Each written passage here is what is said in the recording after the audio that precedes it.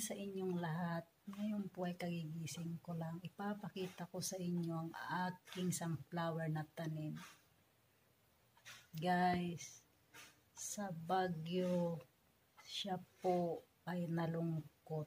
Nalungkot siya at bukod pa doon, papakita ko sa inyo ang kanyang mga bulaklak. Dati po yung bulaklak niya guys is naka-open po siya ng sobra. Pero ngayon po, kawawa siya. Pero okay naman po siya. Papakita ko sa inyo guys. Labas lang ako guys.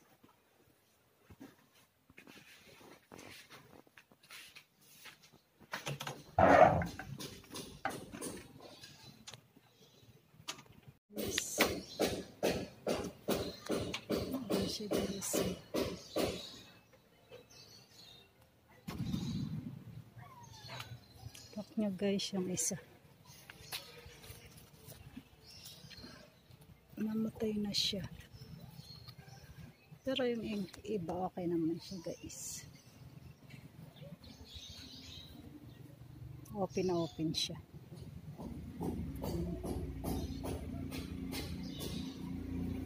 Tapos hindi pa siya lumabas.